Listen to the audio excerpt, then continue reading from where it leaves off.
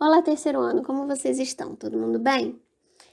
Como vocês sabem, a gente está com essa ideia de lançar esses vídeos para dar continuidade às nossas matérias, para que a gente não fique muito parado, não se perca, né, nesse tempo de quarentena. Esse é o primeiro vídeo que eu tô fazendo, a gente vai dar continuidade ao que a gente estava estudando em sala. Em sala, eu encerrei com vocês o Barroco, que é aquele estilo que eu falei que foi criado pela Igreja Católica depois da Reforma Protestante, que era uma forma de criar. A gente tem muita a construção de igrejas grandiosas, que era uma forma que a igreja encontrou de tentar retomar os seus fiéis, reconquistar os seus fiéis e retomar o poder. Eu comentei também que quando isso começa, essa tática, né, começa a funcionar para a igreja, os governantes de outros países passam a querer se utilizar disso também, utilizar da arte para ostentar o seu poder.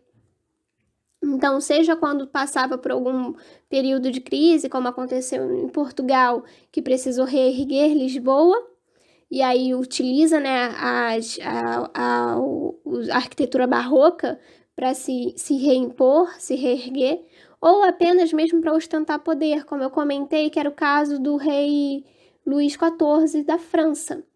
Esse estilo que a gente vai estudar agora, o Rococó, ele surge na França. Então eu vou voltar a falar um pouco do Luís XIV. Eu vou começar dando um pouco do contexto histórico. A gente tem início, o Rococó ele surge no final do século XVII e início do século XVIII. Ele surge após a morte do Luís XIV. Como eu comentei, o Luís XIV ele tinha aquela personalidade um tanto quanto egocêntrica, ao ponto de ser conhecido como o Rei Sol. Ele era um rei absolutista. Mas ele morre em 1715 sem deixar um herdeiro direto. Ele não tinha um herdeiro que pudesse assumir o trono logo após a sua morte. O próximo na linha de sucessão era o Luís XV, que era quem poderia realmente assumir como rei, mas ele só tinha 5 anos, então ele ainda não podia assumir o trono, não tinha idade suficiente para governar. Quem passa a governar como regente, que é só nesse período, enquanto o Luís XV não atinge, né, a maioridade, é o Duque de Orleans. O Duque de Orleans ele não tinha tanta autoridade. Ele era apenas o regente, ele estava ali apenas enquanto o Luís XV, que era o rei que seria o rei de fato, não podia assumir.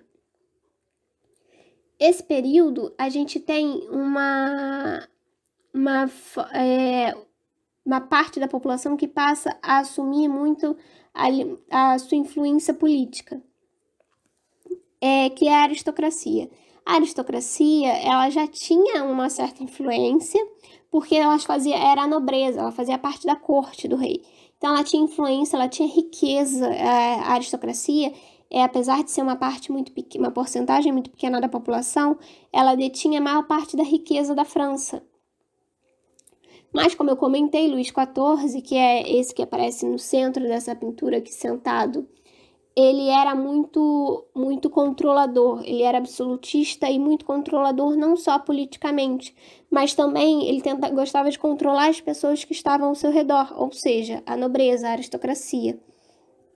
Ele gostava de controlar desde como a forma que eles se comportavam até a forma como eles se vestiam. Então, como eu falei, ele era um rei absolutista, controlador, que seguia o rococó, que seguia aquela ideia, o rococó não, o barroco, desculpa, que seguia o barroco, que seguia aquela ideia que eu comentei do contraste de luz e sombra, das cores mais escuras. Então, nessa obra, a gente consegue observar que as roupas são muito parecidas, tem tudo mais ou menos o mesmo tom, os penteados são muito parecidos, porque era tudo controlado por Luís XIV. Quando ele morre, a aristocracia se vê livre. E eles começam a querer se utilizar da sua influência para usufruir dessa liberdade. Primeira coisa que eles fazem é se mudar do Palácio de Versalhes. O Palácio de Versalhes é aquele que foi construído por Luís XIV durante o Barroco. A gente vê que é um prédio assim que, apesar de ter mostrar uma certa delicadeza. É um prédio muito grandioso, ele se dá até aquelas partes dos jardins ali atrás, onde todos eles moravam, o rei, a nobreza, a aristocracia da época, eles moravam aí. Então a aristocracia, quando se vê livre, é uma forma de meio que né, enfatizar essa liberdade, de enfatizar essa quebra com o estilo de Luís XIV, com o controle que eles sofriam do rei Sol. Eles se mudam desse palácio e vão para Paris, que se torna a capital das artes plásticas. Até então, a influência das artes estava surgindo na Itália, lembra? Com o Barroco. Aqui passa a surgir em Paris, as tendências começam a surgir a partir dos padrões franceses em Paris, com essa atitude da aristocracia. O rococó, como eu coloquei ali, ele passa a ser um estilo de arte, né, feita pela aristocracia e para a aristocracia. Então é tudo muito voltado para eles mesmos. O nome do rococó tem uma certa inspiração no barroco, como eu falei, a junção do barroco com o rocaille. Rocaille é uma técnica que era muito utilizada nos jardins de ornamentação. Então eles vão se inspirar nessas técnicas, né, que eram nesse rocaille, que era uma técnica utilizada nos jardins, para criar esse novo estilo. O rococó, assim como o barroco, ele tem essa riqueza de detalhes, as formas curvas, mas a gente vai ver as diferenças principalmente no que diz respeito à grandiosidade. Como eu comentei, o barroco ele tinha a necessidade de ser grandioso, o rococó não. O rococó ele traz mais uma leveza. A gente vai ver isso quando a gente estuda principalmente a arquitetura. O estilo, quando eu coloco ali que o estilo se manifesta principalmente no interior das construções, a gente vai entender isso no que diz respeito da riqueza de detalhes. Porque no exterior, a fachada é mais simples. A fachada do rococó, ela é mais simples do que a do barroco. Ela não tem mais aquela quantidade exagerada de relevos, como eu comentei, que a gente via no barroco. Aqui eu trago 2 exemplos, né, do barroco para a gente conseguir observar melhor essas diferenças. Essas 2 igrejas que eu trago do barroco, a gente não tem tanta utilização do dourado, que era comum no barroco, mas a gente tem essa questão do relevo. O relevo, ele tinha também a função de dar o contraste entre luz e sombra, porque quando o sol batia, fazia sombra e dava aquele contraste, que era uma característica muito forte da arquitetura e da arte barroca no geral. Isso me lembra, a gente tem um termo na arte que lembra muito essa questão da fachada barroca, que chama hors vacui. Eu não coloquei aqui porque não tem necessidade de vocês saberem exatamente o nome, mas significa literalmente horror ao vazio. Então a gente tem esses relevos em cada pedacinho da igreja, a gente não tem espaços vazios. Toda fachada, ela tem relevos, ela tem detalhes. Não tem nenhum espaço vazio, ele tem esse horror ao vazio, né? O que traz um aspecto mais pesado para a arquitetura. As cores também acabam sendo mais terrosas, mais escuras. O que é diferente da arquitetura do rococó. Aqui a gente vê que eles trazem mais uma leveza. A gente tem espaços vazios, como eu comentei no slide anterior, nós temos mais janelas, que também, porque agora o sol ele não tem mais aquela função, a luz do sol, né? Não tem mais aquela função de destacar o contraste entre luz e sombra, e sim de se aproveitar e utilizar mesmo a luminosidade. A gente vai ver isso um pouco mais pra frente. Mas aqui a gente tem, né, essa questão da leveza, as cores são mais claras, a gente tem muita utilização do branco e do rosa. Os detalhes, você vê, a gente ainda tem detalhes, mas eles são mais pontuais. Aqui no pavilhão da caça a gente vê essa questão da utilização das cores claras. E aqui a gente vê a utilização do dourado, por exemplo. Aqui esse prédio, ele é um prédio maior, ele mostra o Palácio de Caterine, ele tem uma certa grandiosidade, uma imponência, mas ele ainda assim é mais leve do que as obras barrocas. A gente tem a utilização do dourado, mas ele é mais pontual. Tanto o relevo quanto o dourado, ele aparece mais na ornamentação das janelas e não no prédio inteiro. A gente tem esses espaços vazios, a gente tem essas janelas que trazem que deixam a luz do sol entrar no ambiente.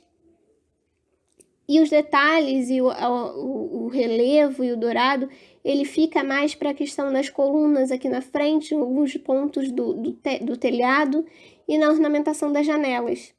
No Brasil, a gente tem a utilização desse estilo na construção de igrejas, o que não era comum na França, por exemplo. Porque como eu comentei, a França, o rococó, ele surge como totalmente voltado para a aristocracia. Ele não tem essa ligação tão direta com a religião. Mas do Brasil, que era uma colônia portuguesa, tinha mais essa influência da igreja. Então ele vai se manifestar mais, o estilo começa a surgir na construção das igrejas. A gente vê aqui, né, aquela questão que eu comentei dos espaços vazios, a utilização do branco e do azul, assim como se tinha no Palácio de Catherine, mas aqui a gente tem de uma forma ainda mais simplificada, uma fachada ainda mais simples. A gente vê a utilização do relevo nas janelas, essa questão do espaço vazio, mas a gente precisa ter em mente que a informação na época demorava mais para ser passada. Então, até o momento que o estilo rococó começa a se difundir no Brasil, a gente ainda está se utilizando também das características barrocas. Essa igreja, a igreja de São Francisco de Assis, que fica em Ouro Preto, é um exemplo disso.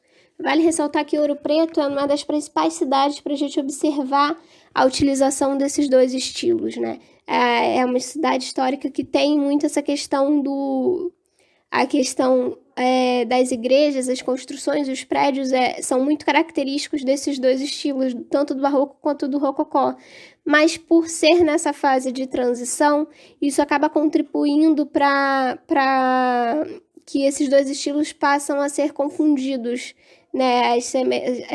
As pessoas ainda confundem muito um estilo com o outro. Essa igreja, por exemplo, a gente vê que tem uns espaços vazios, a utilização do branco na fachada, mas os relevos que são utilizados na porta, por exemplo, eles têm uma característica mais pesada, como se tinha na igreja barroca. Ainda tem, assim, essa questão, uma questão mais bruta, é mais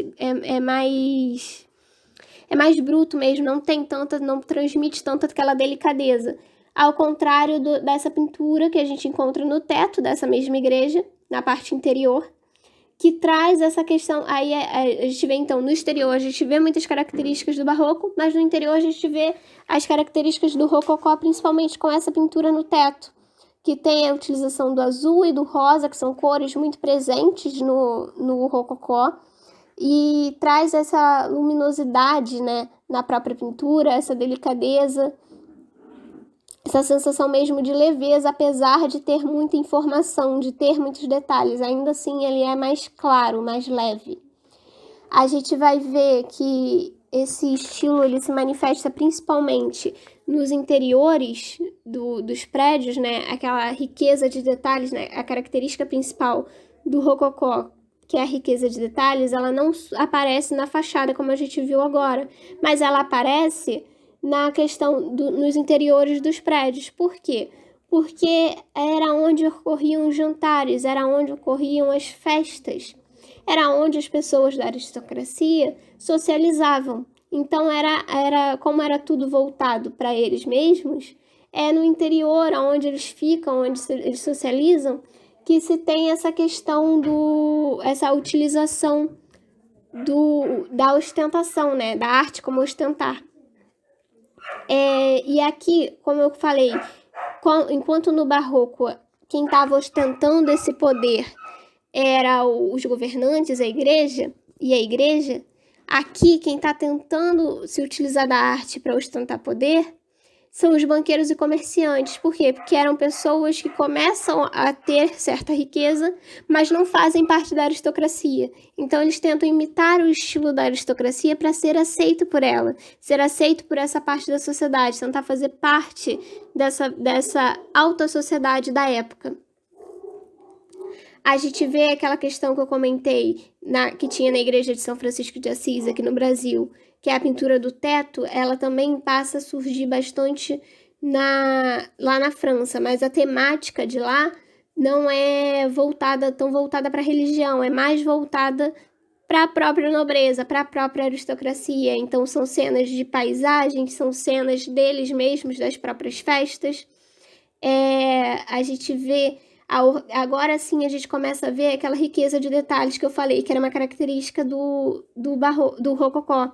A gente tem essa ornamentação. Aquele horror ao vazio, ele não aparece na fachada, mas ele aparece no interior.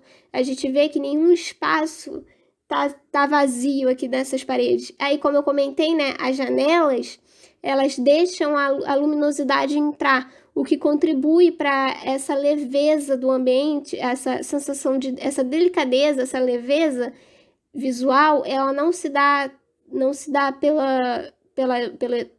por conta do excesso de informação, mas sim por conta das cores mais claras, da luminosidade que a gente consegue observar, tanto na utilização de cores claras como na luminosidade do sol por conta das janelas.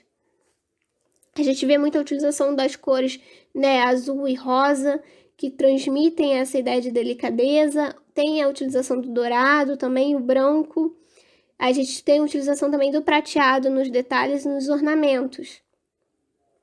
Outra questão é que como tem essa ideia de riqueza de detalhe no interior, isso acaba passando também para os objetos de decoração. Então, os móveis, eles também não são simples. Os móveis também mostram, apresentam essa riqueza de detalhes, a utilização do dourado, as linhas curvas. A gente vai ver que também aparecem, como no caso dessa poltrona, a gente tem uma figura feminina pintada no centro, porque era muito comum, assim, nos móveis também aparecerem as pinturas, não só em telas, já que a parede não tinha tanto espaço assim para se pendurar telas, né? Então as pinturas, eles também se apresentam nos móveis, tanto nas poltronas como em cristaleiras, em armários e tudo mais. Aqui nessa daqui a gente vê a temática floral nessa poltrona azul e a utilização do dourado nesse outro móvel, que eu não sei bem se é uma mesinha de centro ou se é um descanso para os pés, mas a gente vê essa questão essas características do rococó. Outra coisa que é importante ressaltar é que a porcelana ela passa a ser fabricada na Europa. Por que isso é algo importante? Porque antes a porcelana ela era importada da Ásia. Então a temática que aparecia, né, os temas que eram pintados na porcelana eram asiáticos. As cores eram cores que eram características da arte asiática. A gente tinha um pouco do azul, por exemplo, acho que o vermelho também, se eu não me engano. Mas aqui, a partir do momento que a porcelana passa a ser fabricada na Europa, os detalhes, né, a ornamentação dessa porcelana, ela passa a ser com a temática europeia também. Então, a gente vê, né, a utilização do dourado, as linhas curvas e o retrato, se eu não me engano, esses são vidrinhos de perfume feitos de porcelana, da Maria Antonieta, e eles vêm com esses retratos da própria Maria Antonieta. A gente vê, né, a questão de novo, como eu comentei, o rosa e o azul, as cores mais claras e tudo mais. Eu vou deixar uma atividade para a gente encerrar agora essa aula de hoje, que, assim, a gente não finalizou ainda o estilo barroco. No próximo vídeo, eu vou me aprofundar um pouco mais na questão da pintura e das influências do barroco na atualidade, por exemplo. Mas para deixar uma atividade como uma forma de introduzir o próximo vídeo, eu vou pedir que vocês façam uma pesquisa sobre a pintura barroca e escolham uma imagem, e uma pesquisa sobre a pintura do rococó e também vai escolher uma imagem. Não precisa ser de um artista específico, só pintura barroca, pintura do rococó, só para vocês terem uma ideia.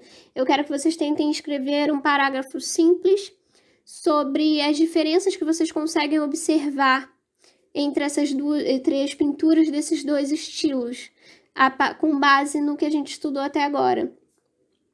É uma atividade bem simples, é só como uma forma de introduzir o tema do próximo vídeo também, mas eu vou pedir que vocês façam isso também para eu saber se vocês estão conseguindo acompanhar o conteúdo, né? Uma forma de eu saber se vocês estão conseguindo acompanhar a matéria. Na próxima aula, então, a gente vai se aprofundar na questão da pintura. A gente vai encerrar por aqui. Eu espero que a gente possa se ver em breve. E se tiver alguma dúvida, podem deixar no aplicativo que eu tenho como ver. E a gente vai conversando até lá. Então, até o próximo vídeo e tchau!